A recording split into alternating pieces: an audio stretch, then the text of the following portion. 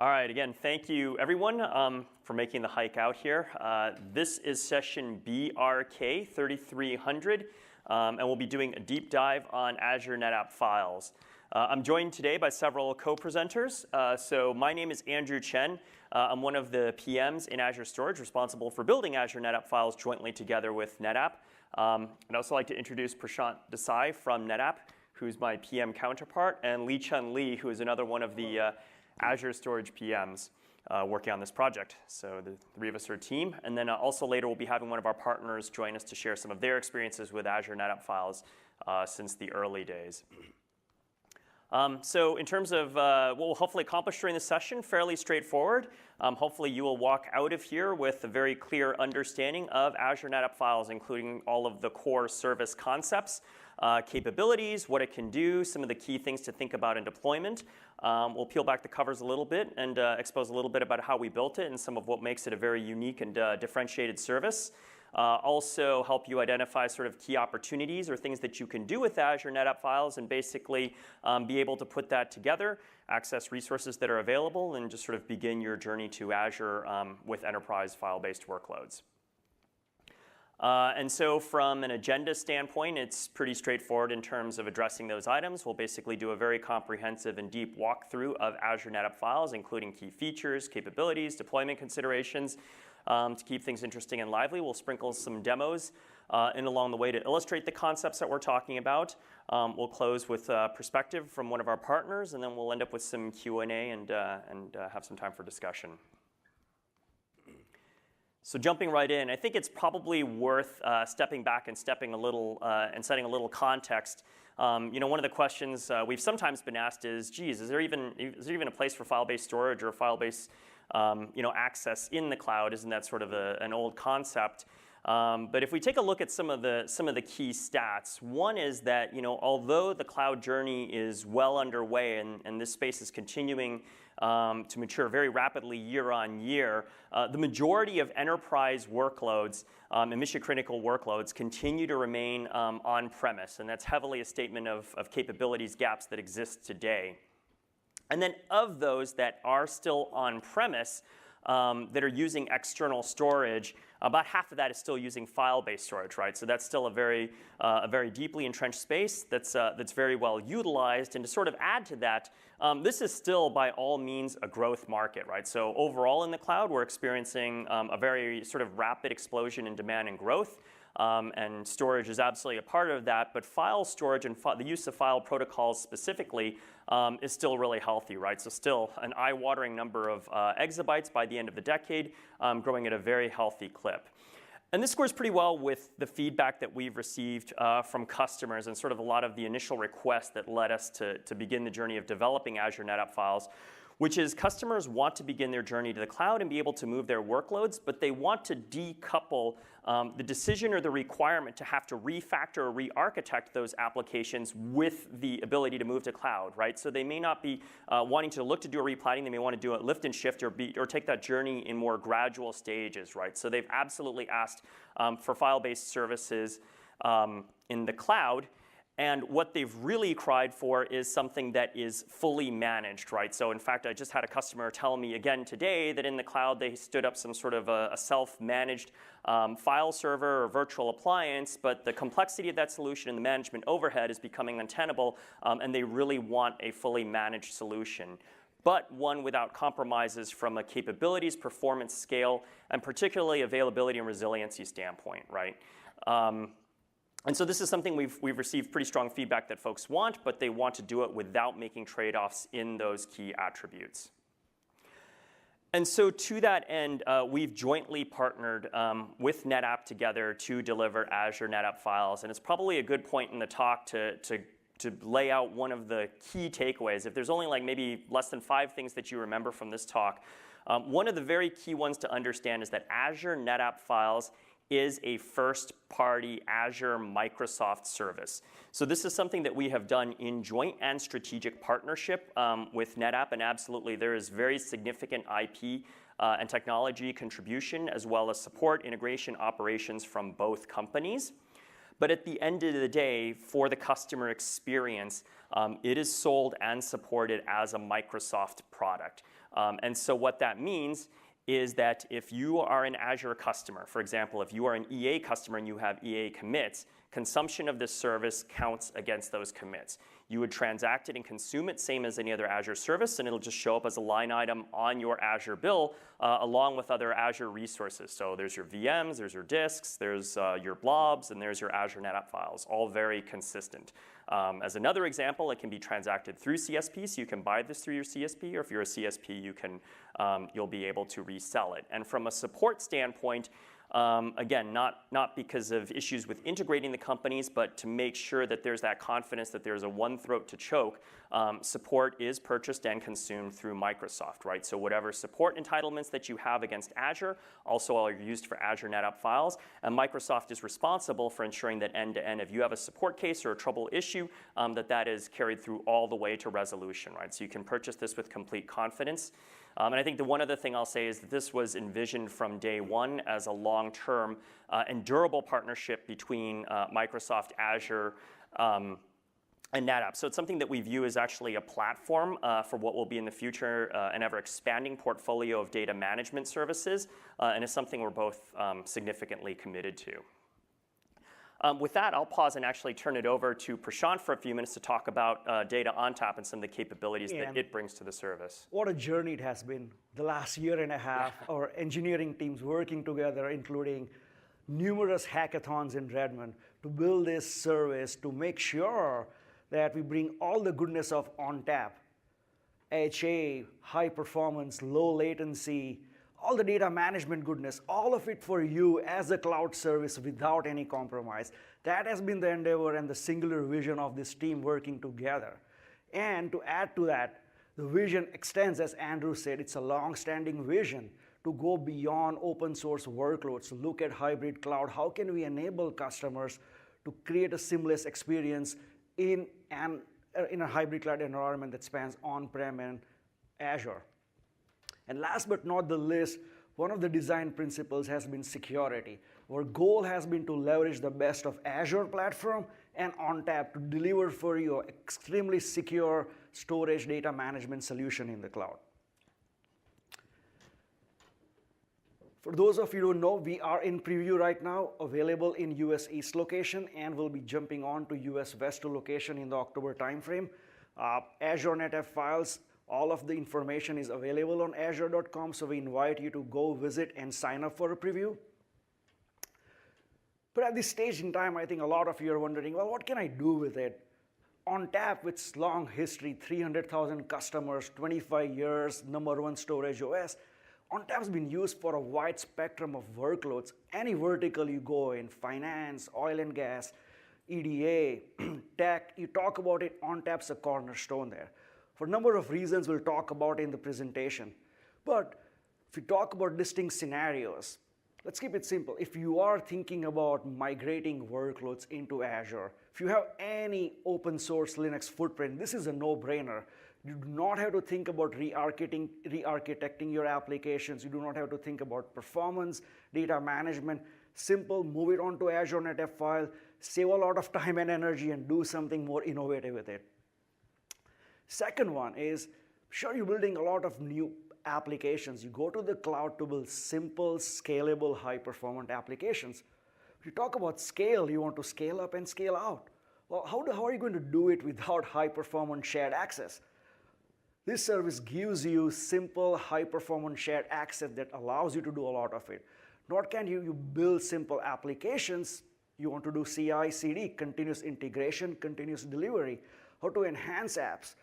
ONTAP and ANF bring you capabilities like snapshotting, instant flex clones that allow you to take your data set, clone it effectively, efficiently, and do CI/CD. If you want to leverage Azure machine learning, HD Insight, there's a lot flex cloning can do for you. Right?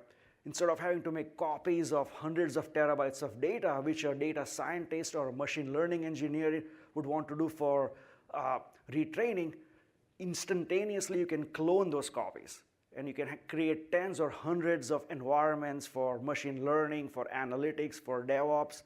It's gold. Specific examples on workloads.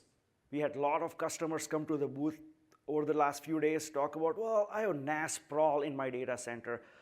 Hundreds of terabytes of home shares, directories all across my data center.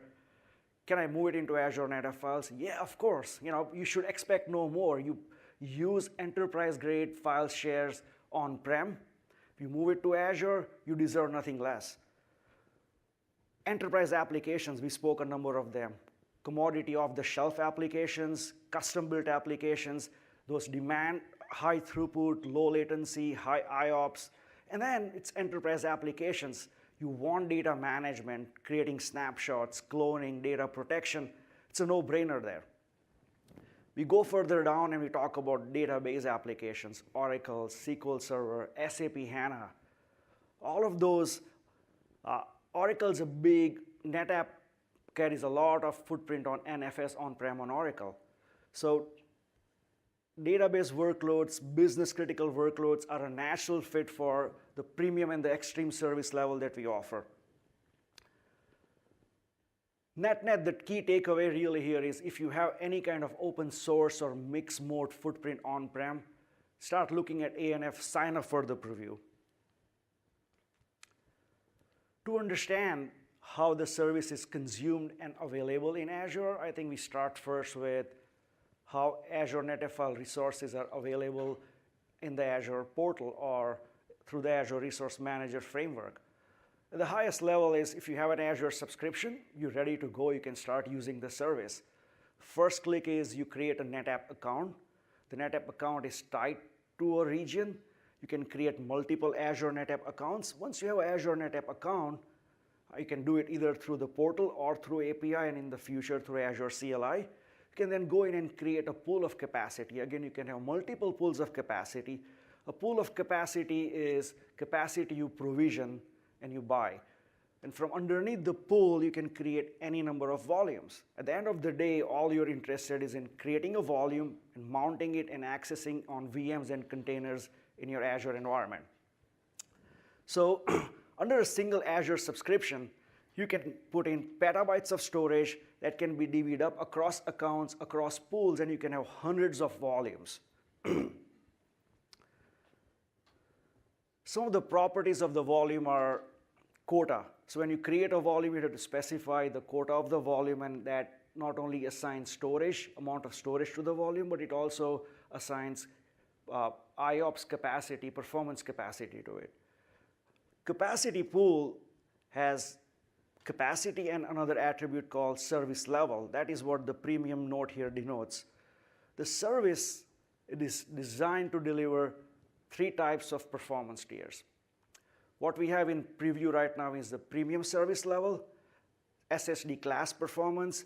For every terabyte of volume capacity that you provision, you can get up to 64 megabytes of throughput. As you add more capacity to your volume, you can get more throughput. If you're interested in looking at IOPS, you take your block size and you can convert it into IOPS. For a sample and an example 16K block, you can expect to get 4,000 IOPS from the premium service level. If you have an application that uses 4K blocks, well, you can get 4 times the number of IOPS that you see here. This is a great offering for business critical applications. Leading up to GA, we are looking at enabling other service classes. Standard being a lower performance compared to premium. It's great for home directories, for file shares, for more or less static content, for backups. Again, with all the same capabilities from a data management perspective as you get from the premium service. And then at the same time, we'll light up a higher tier, higher throughput called the extreme performance. A quick reminder here is the performance that you get from a volume is indexed with the size of the volume. You increase the quota of the volume and you get more performance from it. And Prashant, in sort of the spirit of Azure consistency, right, just as with other Azure storage services, so for example, our blobs, for example, you have a very consistent experience, and you have different SLAs that offer different sort of price-performance combinations to meet your various workloads need. So it is also with Azure NetApp Files, right? And so it's a very similar paradigm. As Prashant said, we're initially leading with the premium, but our intent is to offer a range of these service tiers to fit different workload requirements. We understand all your applications are not built the same way, different performance at different price points. And it's built in with flexibility, so you can flexibly move up. Not only you can resize your volume to get more capacity, you can flexibly go across tiers as your application and your environment needs change. That's something very unique out there. A sample chart to just whet your appetite. We'll be publishing more thorough, more detailed performance graphs out there. But this is something, from VDBench, we took a 10 terabyte volume, a small 10 terabyte volume, ran 100% sequential workload on it, 32K blocks. And right there you see, we start with sub-millisecond latency, starting at around less than 600 microsecond latency, can go up to 640 megabytes per second. That's what you get from a 10 terabyte volume, all of it under 1 millisecond latency. And then you see the QoS policy kicking in. And that, again, you've been asked by people, well, what about noisy neighbors? Here you see QoS policy kicking in. A volume is completely immune from what is happening in another volume in the same tenant or happening in another tenant. There's QoS policies that are there to isolate performance. And again, a reminder, this chart was for a 10 terabyte volume. You got to see around close to 5.2 gigabits per second throughput. If we had a 20 terabyte volume, you'd get 10 gigabits per second throughput from a single volume, large enough to fill up a 10 gigi pipe.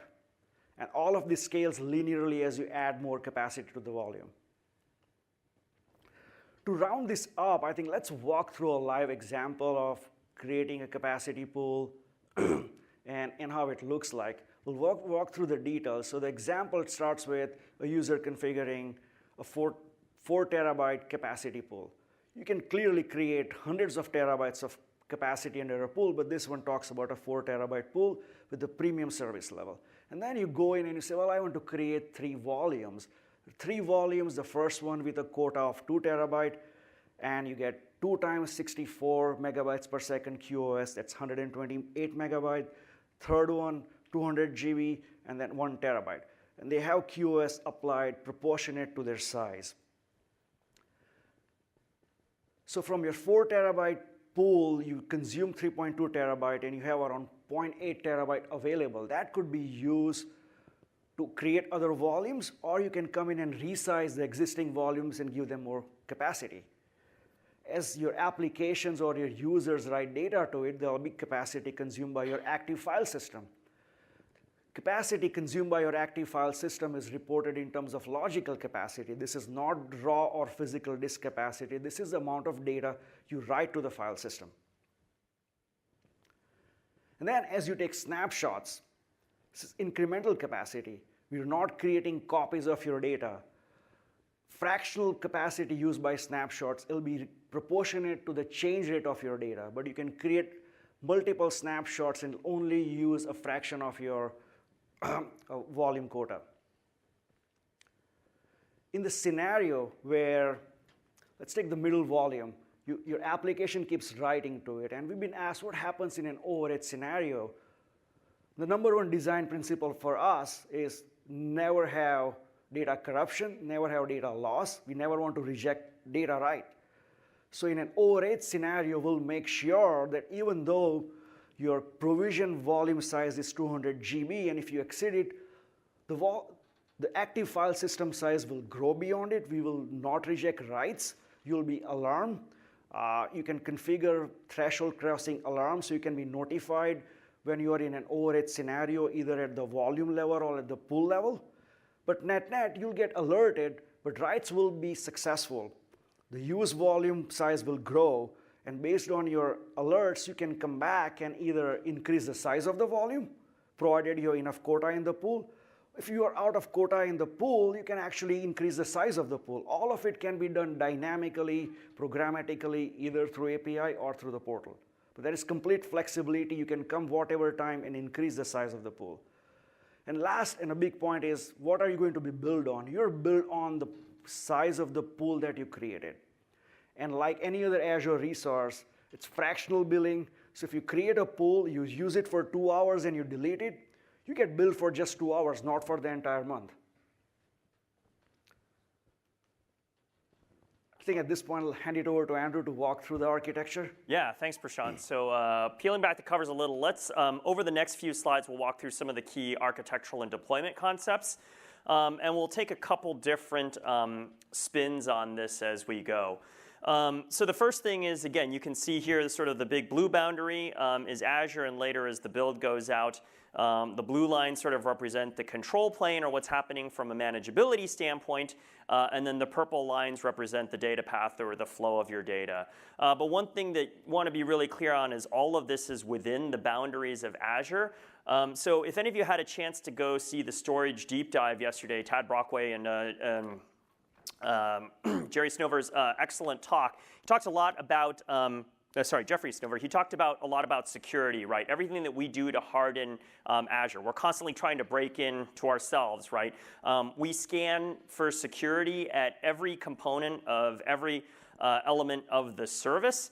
And in terms of administrative or management access, in terms of what developers can touch, administrators or people doing support on it, everything is like the policy of least privilege, right? So two key concepts are just in time and just enough administrative access, right? Everything is like the absolute minimum level, and some transactions can only be done from specific secure access workstations. So if you sort of heard that overall explanation, just sort of as a meta point, that entire envelope and boundary applies to everything in terms of how this service was built. So very consistent with an Azure service. One of the ways you can interact with it, not the only one, I'll explain a little more in a minute, is through the Azure portal, and then of course it goes to the ARM gateway.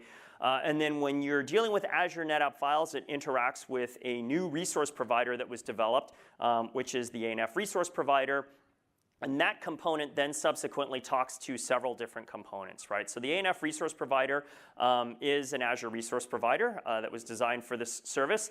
And the core component of this service then is what we call the ANF service delivery layer, which performs a couple different functions, right? One is that it's basically your virtual storage administrator, and it does a lot of the tasks that you would if you had to manage a bare metal system, right? So like things like how do you lay out your disks, how do you carve aggregates, how do you assign tenancies out of that, how do you set various quotas and parameters. All of that is now done autonomously by this engine. And by the way, the resource provider and the service delivery layer themselves are deployed and built in Azure on top of Azure resources, right?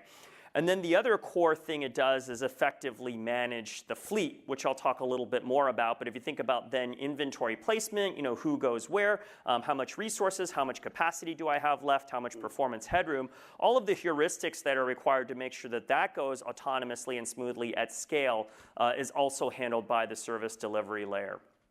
The other thing that's sort of happening side to side is that the ANF resource provider is also interacting securely with other resource providers, again, just as Azure services do when they have to coordinate across resources from a number of different sources.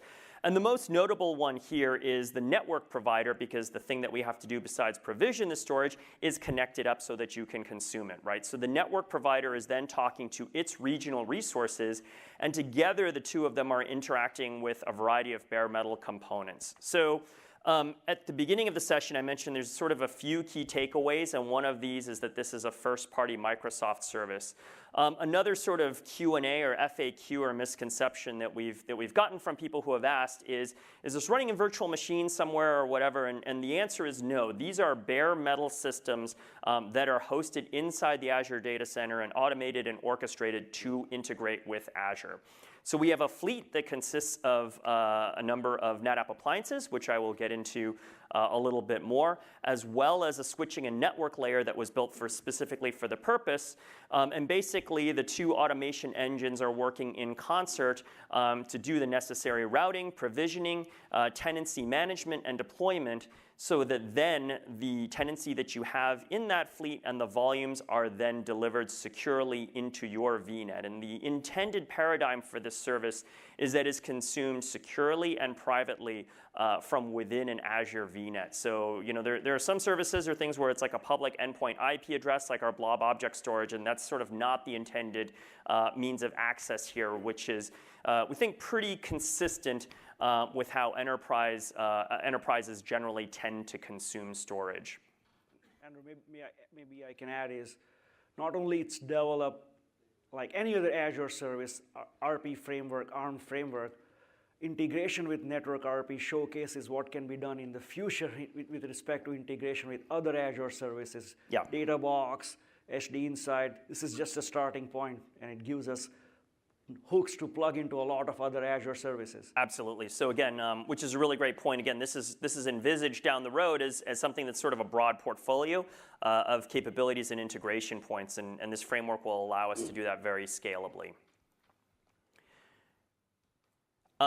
So on the topic of programmatic deployment, it does use the RP framework. The RP is very consistent, compliant, and pretty much no different than any other Azure resource provider.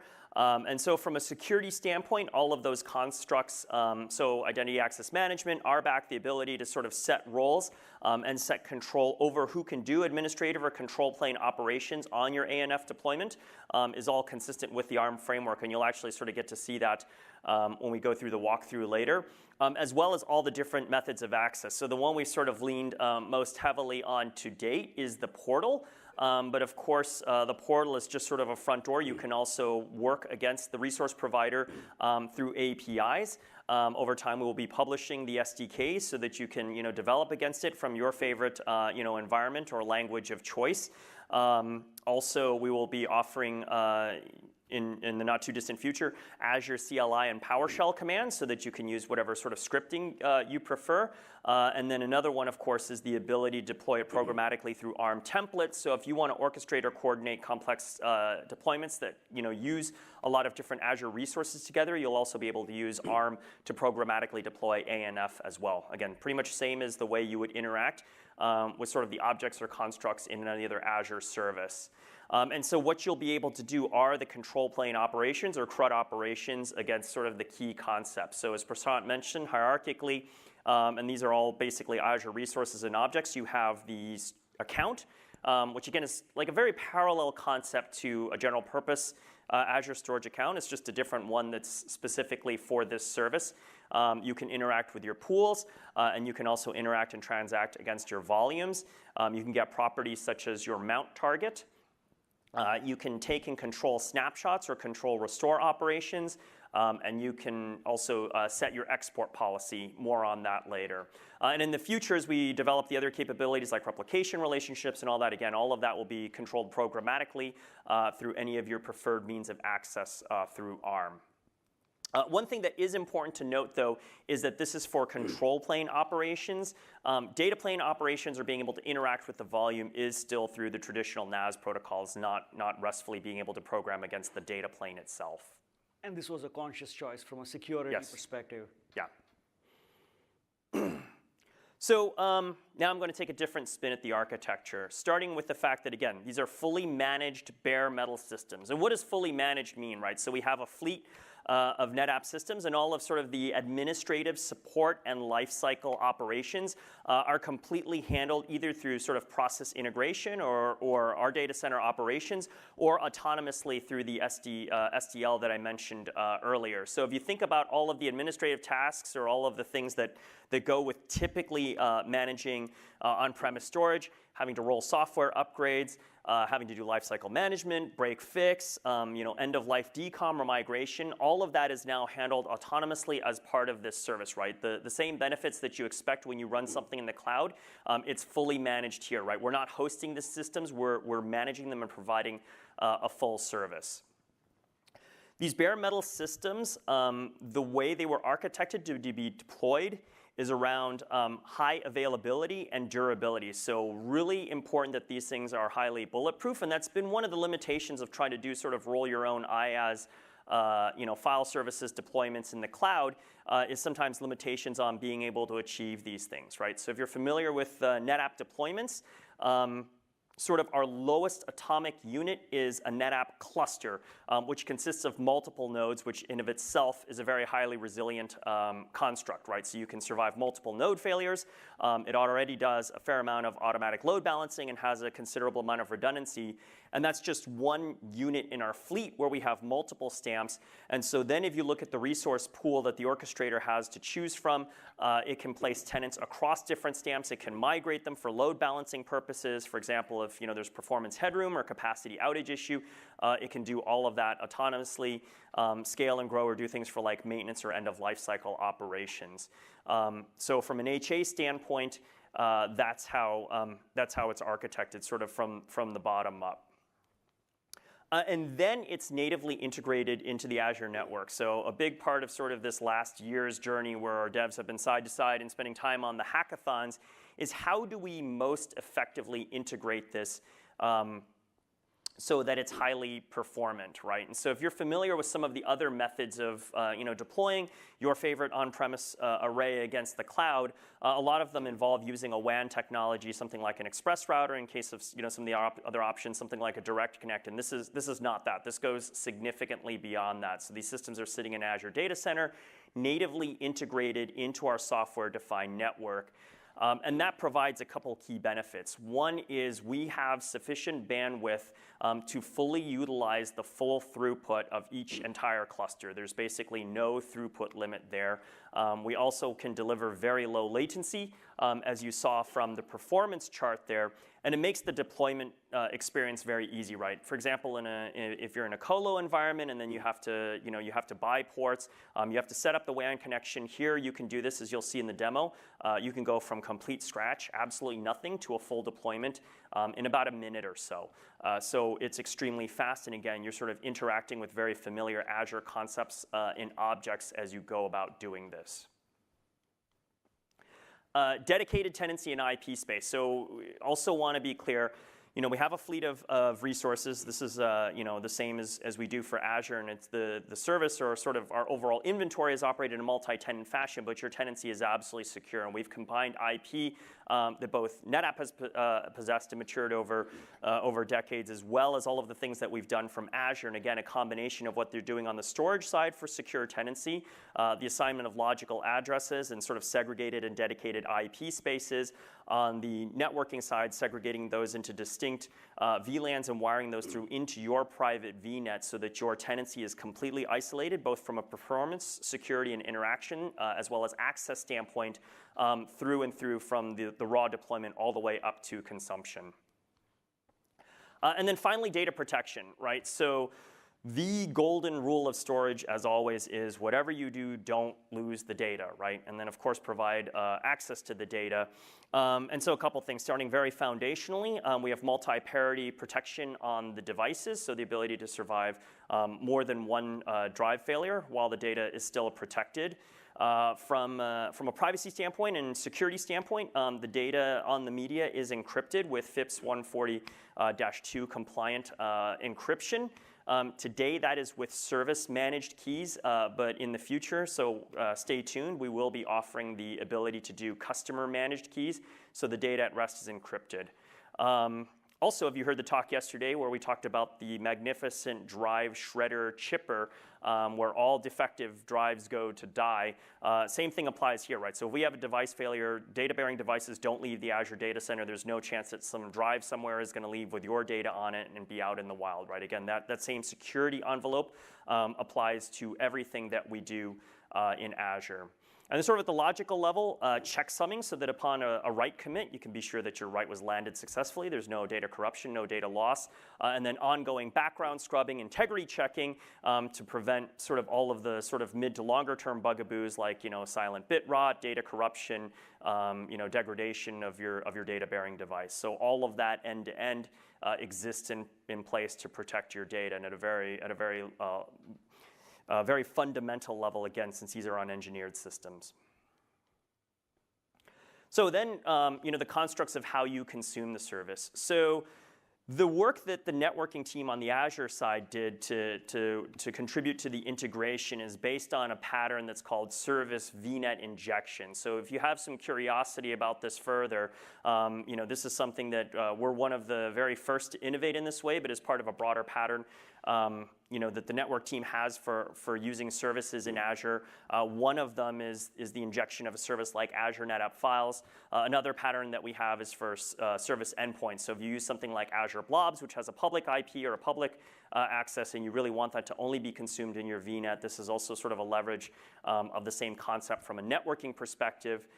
If you have interest there, you can sort of read more about it in the docs there, or also take it in some of the networking sessions. So then to deploy the service, what you'll do as part of the initial setup of your environment is, so you have the VNet in which you intend to consume the service. You will create then a delegated subnet, which is dedicated and specifically for the use of Azure NetApp Files.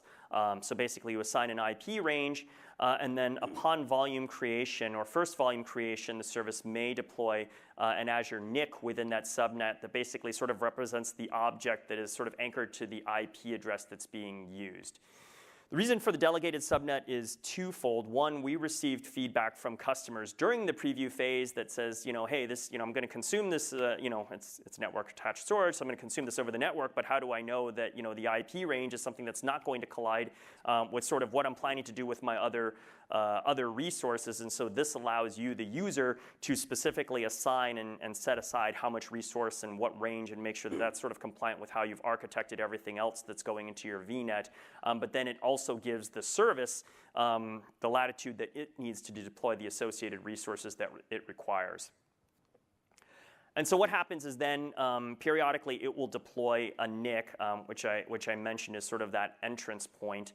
The NIC, though, I want to be clear, is sort of a logical construct in that it's not tied to bandwidth. And it'll be common in terms of the ordinality that many volumes may share a single NIC, right? So your mount point is a combination of the file path that you specify and the IP address that it's currently using. And many volumes may share that same IP address. So again, the performance of how you consume this service will be dictated by the amount of capacity that you've provisioned and the service level that you've chosen, the combination of those two variables. So you don't need to think about things like, should I try and stripe across multiple NICs or whatever to get more bandwidth? That's sort of orthogonal to how we will be delivering performance.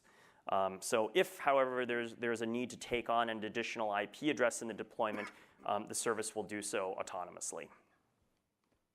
And then, of course, finally, you get the volume, which is built along the constructs that Prashant said. So basically, you create your pool, you create your volume, you get a mount point, and then you access it from your VM, and you can consume it from basically anything that attaches to an NFS volume from within your VNet. Maybe obvious, but just to emphasize, the implementation is complex, but as a user, you do not need to care about any of these details. Delegate a subnet, create a volume, mount it. You ask for a performance level, you'll get it. We'll do the load placement. We'll choose the networking path so that you get the performance you ask. Nothing else matters. So we are still in preview. We haven't broadly disclosed the pricing, but I do want to talk a little bit about what the cost structure of the service will look like. And again, the paradigm for the consumption of the volume is we wanted to keep the pricing model simple. So it's basically going to be a flat, pennies, dollars per gig per month rate. But again, prorated based on actual duration of consumption, right? So if you spin up some volumes and an hour or two later you decide to tear them down, you're only billed on that prorated amount of time. And it's a flat rate based on provisioned capacity. And by that I mean one of the things that we wanted to sort of avoid is uncertainty around the pricing, particularly as it relates to transactions or throughput. So you select a service level, you get the QoS limit. You can use as little or as much of that as you like. You could be hitting it at the QoS limit 100% of the time, and you will have one flat rate. So it's very predictable and it's capacity driven. I think kind of similar to the way that folks have typically thought of storage costs on-premise. And then there are the other related charges. So sort of from an ecosystem standpoint, There may be some costs associated with the VNet injection administration. And then, of course, all of the other Azure resources within your VNet are sort of charged per typical. So again, a very Azure consistent experience. Maybe to be very clear, there is no ingress-egress cost for consuming a volume in an Azure VNet. No. Correct. So the intent is, we want you to be able to bring your most demanding workloads, mount them with your VMs, access them with your most demanding applications, interact with that data, and have that cost experience be very, very predictable. So then some more specifics around the deployment is, so if you peer the VNet or you join that VNet with another VNet, what can you do with it? So if you peer two VNets within the same region, then resources within the first VNet can access the volume and access the data and interact with it. If you connect two VNets using a VPN gateway, or you connect that VNet to something else using ExpressRoute, they can also interact with the volumes.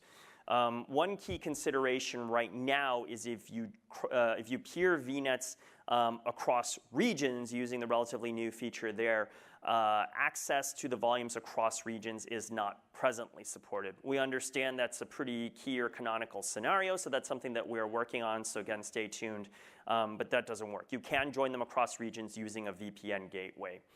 And then the other one is there are some unique attributes to the delegated subnet and the NIC that's created as part of the service. So if you try and interact with the NIC, you won't, because it's basically owned by the service, and one consequence of that is you cannot deploy network security groups within that subnet or apply them to the NIC.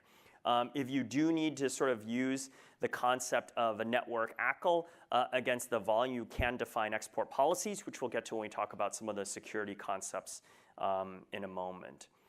But for now, I know I've been doing a lot of talking, a lot of diagrams, so I think let's switch to a demo that I'd like to bring Lee Chun up to do and sort of illustrate some of these concepts in a walkthrough of the experience. Thank you, Andrew. Hello. Hi. Hello. What would you like me to do? You want to just switch over? Or? Hello. Okay. Yeah, I'll just. Sorry. Hi, my name is Lee. We will see something soon.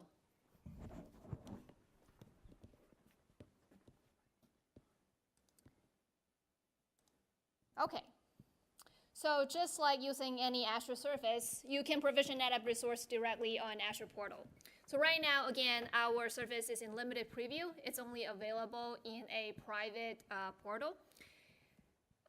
But you can look up for Azure NetApp Files, just in the same way you typically would for other services. First thing I would create is something called a NetApp account. It's a new type of account, similar to Azure Storage account. It is meant for administrative task grouping. Here, let's find the right resource group to put the volume in. Right now, our demo is running out from a test location, but again, our preview is running in the East US region. So as the account is being quietly deployed in the background, there's a lot that is happening in the background right now. If you recall from an architecture diagram, this is when the portal is talking to the ARM gateway, which in turn talk to the NetApp resource provider that directly talk to the NetApp service delivery layer to secure a dedicated tenancy on NetApp hardware just for this subscription. So now the account has been deployed successfully. We'll take a look at the account. Now, as you can see, the NetApp account looks just like any other resources on Azure. You can assign RBAC with the appropriate roles and scope of access to it. The next thing we'll create is the capacity pool. Now, to refresh your memory, capacity pool is a concept that we use to purchase storage, purchase pre-provisioned storage. And again, the tier we're releasing right now is a premium tier. The minimum purchase size for the pre-provisioned storage is 4 terabytes. So we would look into the pool. And again, it also is like other resources. You can do RBAC control on this. Here are some of the properties of that pool. The next thing we'll create is the actual volume. So we'll give it the name, the path name. And again, volume is actually carved out from the pool that you pre-provision, and therefore the quota size that you can see here, it is consuming the pre-provision size of the pool. We had the 4 terabyte pool, and right now we're going to have a 100 gig of volume. So here we have selected a pre-configured VNet and the subnet for it. We're going to create. Now, behind the scene, as soon as we start the actual creation, this is when the NetApp Service Delivery Engine is actually provisioning the storage, the NetApp volume on the NetApp hardware, and at the same time, the Azure Network Resource Provider is talking to the network infrastructure and deploying that virtual NIC into the subnet that has been delegated to NetApp Resource Provider. So we'll give it a minute for the volume to be deployed.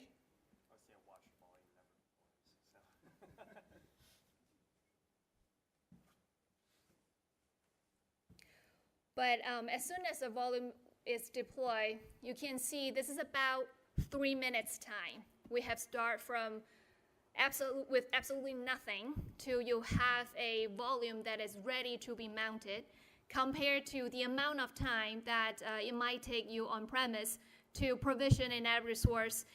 This is a tremendous productivity boost. So here we have the volume ready, and let's take a look at all of the artifacts that have been created. So here you can see the NetApp account, the pool, the volume we created, but also the VNet that the volume is deployed into, and that NIC that we have talked about, which basically serves as a pathway for any VMs inside of VNet to access your data volume. So here we can take a closer look at the subnet that has been delegated to the NetApp Resource Provider. At the bottom, you can see Microsoft.NetApp is the namespace for the resource provider. We can take a final look at the volume. Here there is a UI called mount instructions. So this IP is an IP coming out from the subnet that has been delegated to the NetApp RP, along with some of the mounting instructions we auto-generate for you. And later on, we're going to take a look at the export policy and the snapshot. It's coming up. With that, I'll give it back to Andrew.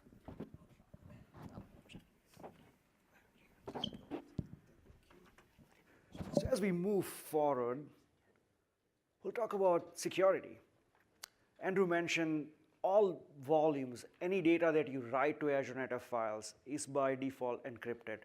FIPS 140-2 compliant NVE NetApp volume encryption implementation, that's there.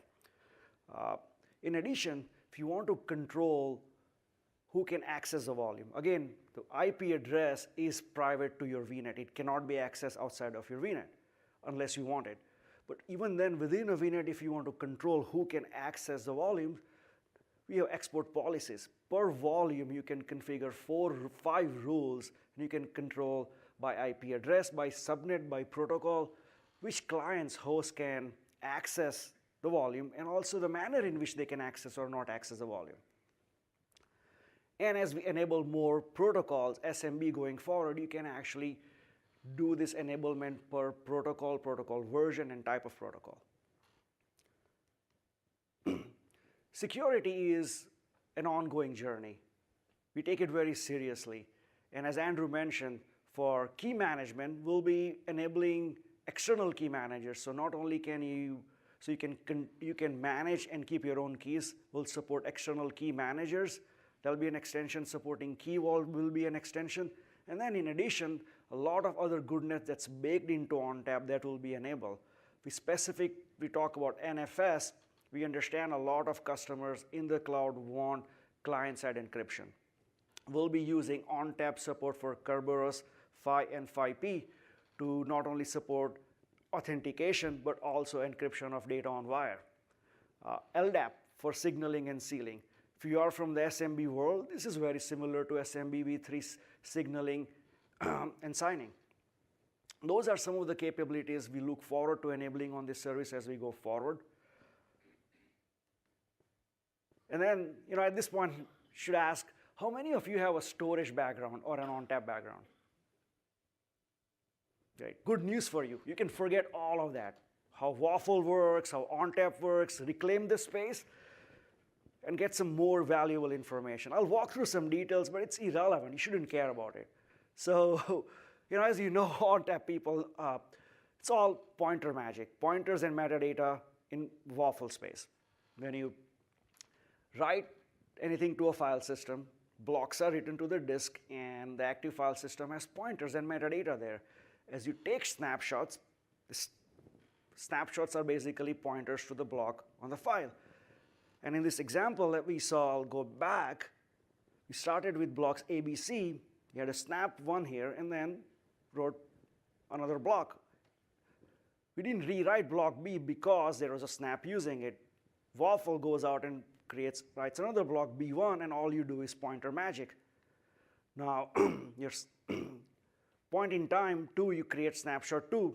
Snapshot 2 again has pointers to there. So in essence, you have 3 copies, active, snap 1, snap 2, but you're really using 4 blocks on file.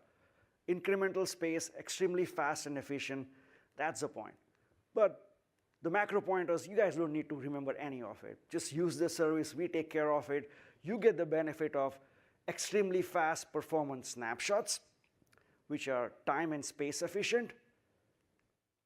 And you can restore from it as and when you want, restore to the same volume, or you can restore to a brand new volume. So Prashant, if I can, Go ahead. Sorry, Prashant, if I can maybe explain a little bit for the few in the room that don't have the Waffle background and haven't gotten used to the NetApp magic, a couple of consequences of this is, one, the snapshots are virtually instantaneous, right? So regardless of whether you're snapping a 1 terabyte volume, a 100 gig volume, or a 100 terabyte volume, that snapshot is virtually instantaneous and space efficient. And again, in terms of a boon to productivity for things like test dev, the beauty of it is that the restore behavior, or the ability to clone and spin off that volume, is also instantaneous. And so a big problem that you have is, of course, if you're doing a snapshot that's copy, your snapshot time is going to have some relationship to the volume of data that you're snapping, which is not the case here, but your restore time is even more important, right? Because if I have a 10 terabyte volume and I'm using it actively, and then I want to take a snapshot so that others can work on it, those transactions are instantaneous, right? Which is something that is still very, very powerful and very unique. You have a database with a million objects and you want to try a new index, don't do a copy, do a clone, and instantaneously you can try it out. Machine learning, relearn, create clones instantaneously, not copies of hundreds of terabytes of data. I think, hand it back to you, Lichin. So, me again. And now, with the volume that we just created, if you recall, this is where you can see all of the auto-generated mount instruction. So we're just doing copy-paste here. We'll create the folder, do the mounting. All right, now we're going to change the mode and get into the volume and take a look at what is inside.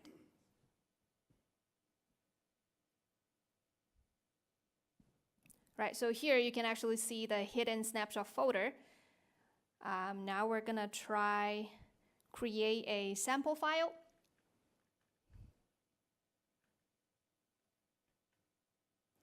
And we're just going to say the only thing a CS demo would say, hello world. Okay, let's make sure that we do have the right sample file. Here is the hello world again.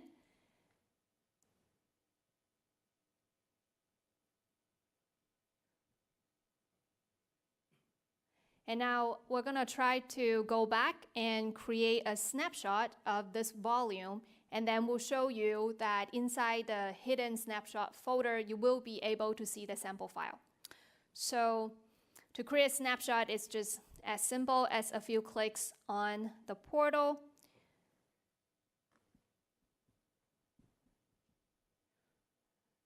Okay, now we're going to take a look at the snapshot folder. And you should be able to see the snapshot of the volume we just created. And if we get into the volume, here is the sample file. Okay. So we'll go back to the portal. One thing to note, already a built-in feature is that you can also restore the snapshot into a new volume. It is just as simple as creating yet another volume. We'll not go through it here again. But let's get back, and also there's the export policy. This is where you can manipulate the access control by restricting read or read-write access to a particular IP or IP range. And we are done with the demos.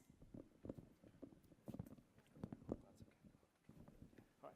So one last topic. It's a big one. We've been asked repeatedly. Great service in the cloud. How do I move my data into Azure NetApp Files? You can go to our booth 600 type of workloads in Cloud Cities and NetApp service. You can go to cloud.network. Try it out. Free. It allows you to move data from on-prem, from any file share to Azure NetApp Files. In fact, you can even move data from Amazon EFS back to ANF. Simple service. All you need is access. Go to cloud.netapp.com, try it out. The service will enable you to deploy a data broker in your VNet in Azure. And that's the pathway. That's the gateway for you to move data. It's as simple as that.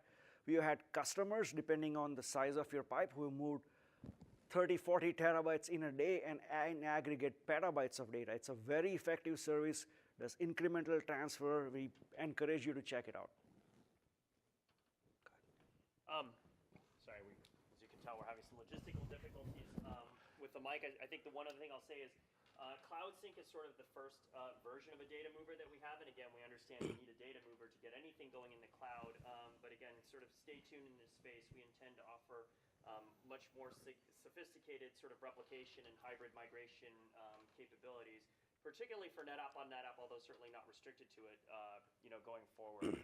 And then at this point in the presentation, so really happy and pleased to introduce Kent Christensen from Data Link Insight. He's been both a deep and valued partner of NetApp for many years, but also with Microsoft Azure. I think among the various companies, we've had a lot of engagements, particularly a lot of very exciting engagements over the last year with Azure NetApp Files. And they've been with us since the very earliest versions of our preview since the beginning. So wanted to invite Kent to share some of his perspectives and experiences and what he's seeing. Well, thanks very much, and thanks for the partnership. When did we start this? Was it, Prashant, you talked about the journey. Did we start the private preview last fall or January? Yeah, so we started last fall. One of the obvious things to us, because we have been a long-standing partnership with NetApp, we've got well over 1,000 clients running all of the magic dust they were talking about on-prem, et cetera. So obviously to us, this was a key component of what NetApp calls the data fabric, i.e. I've got this common data management platform. People have been running it on-prem. We've been building hybrid solutions, including things like Cloud ONTAP, or wiring it up in NPS data centers or Equinix data centers and things like that.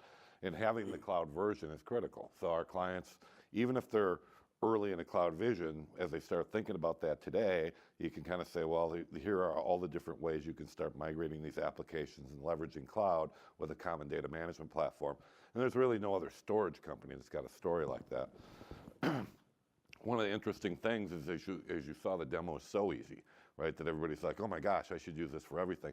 Well, you probably shouldn't use it for everything. We want to use the right workload. So what we've done is we've actually built a service called kind of a data fabric assessment that says, let's look at all the things you got as you're starting to figure out what goes to cloud and what stays on-prem and what goes in hybrid, et cetera, to help them analyze that.